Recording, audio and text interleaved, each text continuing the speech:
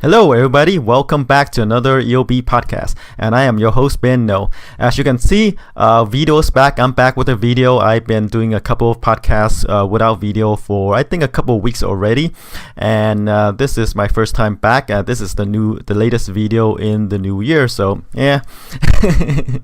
Okay, so let's get back to the box office. So last weekend we have the release of two movies, why ones at least. That is the final Madea movie, Tyler Perry's Madea Family Funeral, and then Greta, the thriller starring Chloe Moretz and Isabelle Huppert. Let's see how those movies did at the box office. Alright, before we get to those, let's jump right into the box office. Coming in number one is How to Train Your Dragon, The Hidden World, which is the third hidden How to Train Your Dragon movie, I believe. In the second weekend, the movie pulled in about 30 million for domestic gross of 98 million.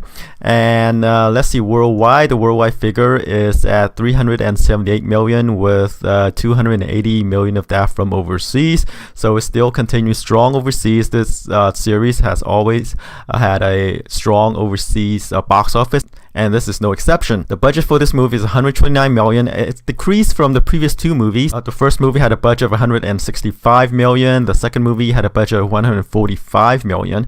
This one only had a budget of 130 million or so, right? So it decreased right there because of the decreasing domestic box office, right? The first movie had a domestic box office of 217 million.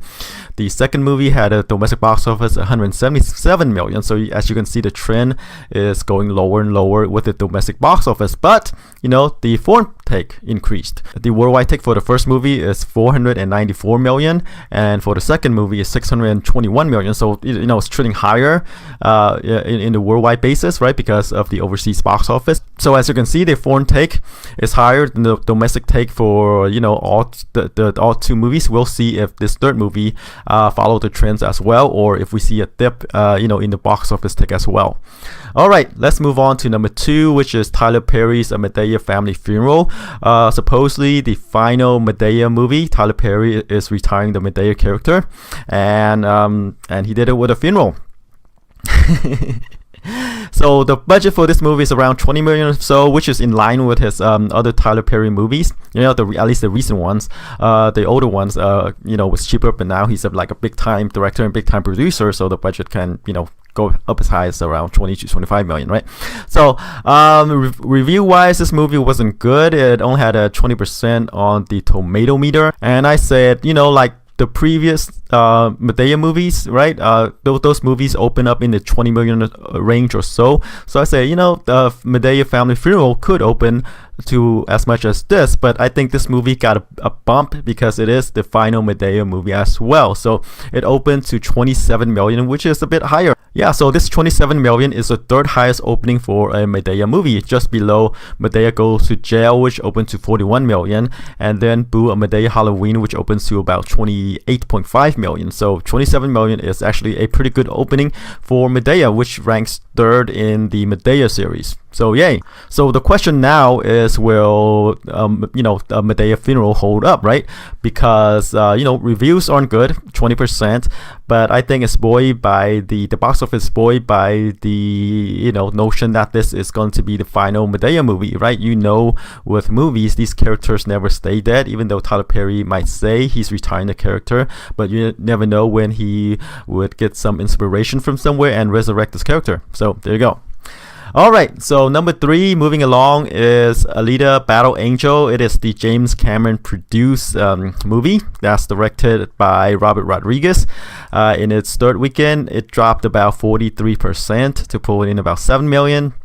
Domestic gross is 72 million, and worldwide it is at 350 million with 278 million of that from overseas.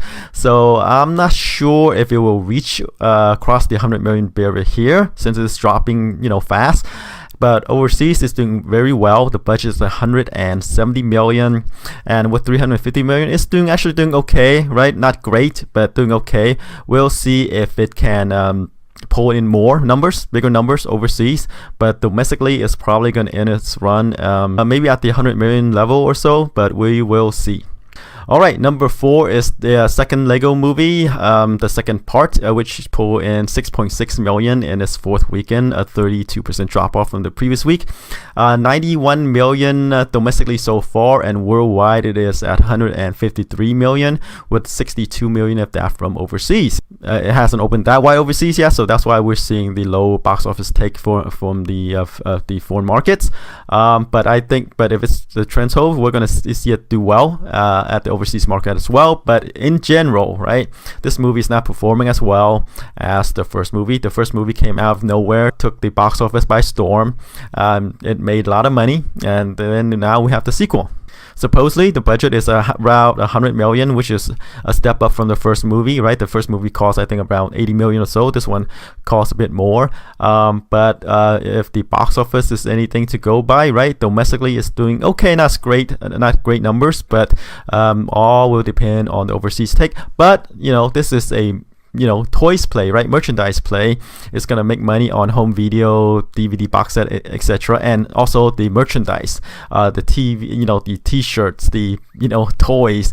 That's where the bulk of its money is gonna be made. So even though it's not doing as well at the box office, it's gonna be able to pull its weight, on the back end. So there you go. Lego Movie 2, even though it's not as successful as the first movie, it's doing pretty well for itself, and it's great advertising for all the merchandise. All right, number 5 is Green Book, the Oscar winner for Best Picture.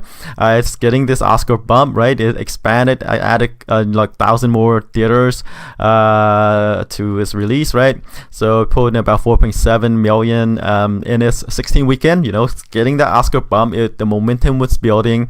I've seen this movie going up at the box office, right? When it opened, it was right there, in the sub 5s, in the 10 level, then it dropped out, and then the buzz starting to build, and then it keep popping up in the top 10, and now move up to number 5 because of its Oscar win, right? Added more theaters, so 75 million domestically. And let's see, worldwide it is at 188 million, with 112 million of that from overseas, which is actually pretty good for a movie. That's actually a drama, not an action movie, not a superhero movie, but for a drama, that to be able to pull in that kind of numbers is actually very good. All right, number 6 is Fighting with My Family, the dramedy starring the Rock, Dwayne Johnson as himself. This is kind of a disappointment for me because I thought this movie might pull in the Rock numbers, right? I said this movie could probably open to 25 to 30 million. And it was opening limited. It did pretty well. Has a pretty good per theater average of about 35K per theater, right? But then when it expanded, opened wide, it then pulled in that number. It dropped like a rock. All right. So it only opened to about 7.8 million in its expansion. And now in its third weekend, it only pulled in about 4.7 million. And this is not really a rock movie per se. It stars like two youngsters who dreamed of making it big in the WWE, which is the Wrestling Federation on TV, right? And it's produced by the Wrestling Federation. Or Wrestling Entertainment, that's what they call themselves now. And it's a drama.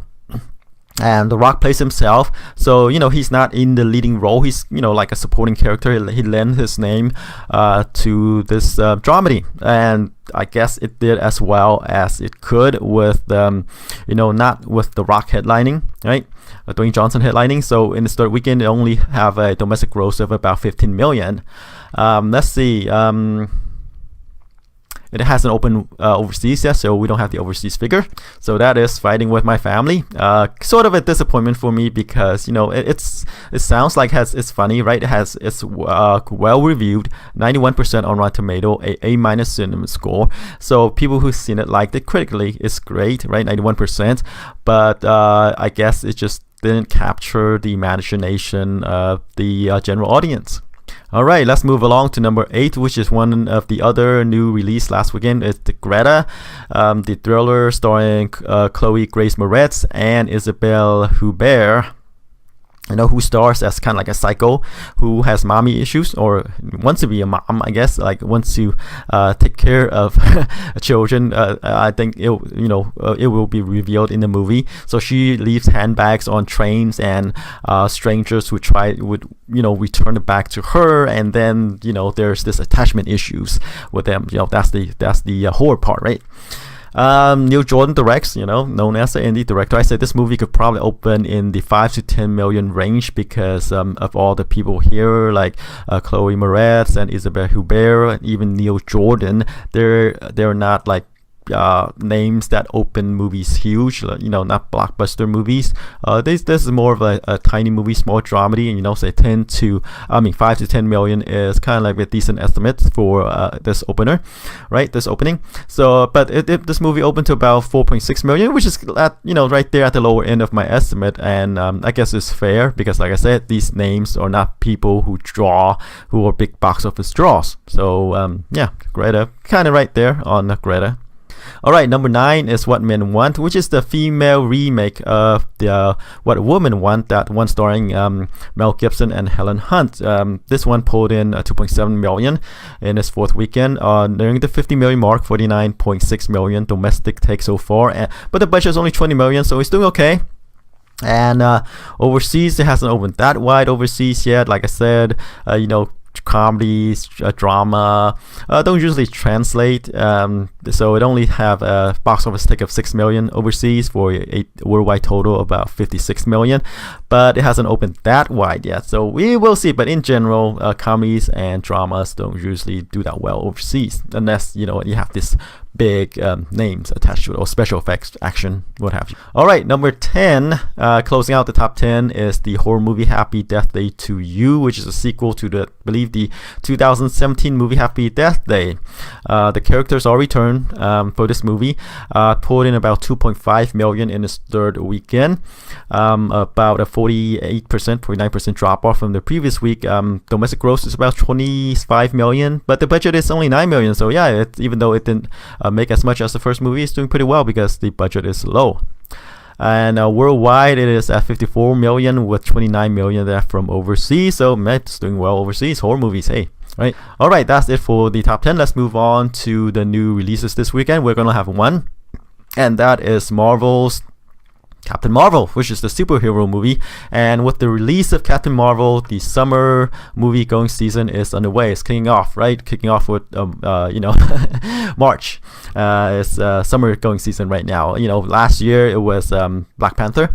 This year is Captain Marvel, right? So Captain Marvel, this movie stars Brie Larson in the title character. Sam Jackson is here as well as Djimon Hounsou, Lee Pace, Greg Clark, Jude Law's here. This is an origin story about this character. If you've seen the Infinity War, the previous Avengers movie, I think Avengers 3, right? Infinity War. Captain Marvel is the character, is the superhero that Samuel L. Jackson's character caught in the movie, saying, "Hey, help!" So here, this is her origin story. This is the character that will save the day, presumably, or at least one of the characters that will play a major role in the next Avengers movie, Endgame. And I believe this is the first MCU movie, Marvel superhero movie, that features the female lead. So people were questioning, like, why don't they make a movie, with Black Widow, for example, right? And why start with Captain Marvel? Well, this character, Captain Marvel, has power that rivals, all the big boys, Thor, Captain America, and all the rest. Her power level is right up there with the big boys, so she can hang with them, right? So that's why Captain Marvel kicks off the movie, as a female, empowered character, right there. She can hang, pretty much, right? And this is Lawson's biggest role yet. The previous to that was her in Kong Skull Island, but this one is really her, without a giant ape to steal screen time.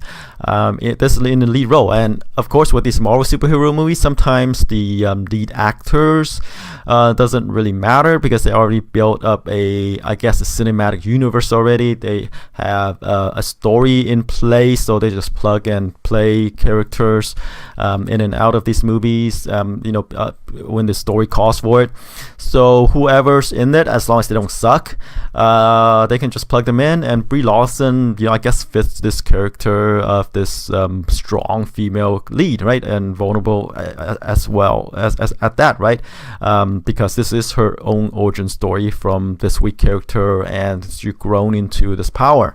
So what's it going to open to? That's what we're concerned about, right? That's why we're talking about this movie. What will this movie open to? Last year, Black Panther opened to 202 million, right? So which is the highest March opener at that time. And then Infinity War opened to 257 million. Which is, I believe, another record for the MCU universe. So how will this one do? This is an origin story. It's not tied up to the larger story per se, right? This is just her in her own story before she moves on to Avengers Endgame, which is the next movie that's coming out in May. March, April, May. April. That's coming out in April. So we have this big opening, recent Marvel openings, with Black Panther and Infinity War. But then we also have the Spider-Man Homecoming opening, which only opened to 117 million.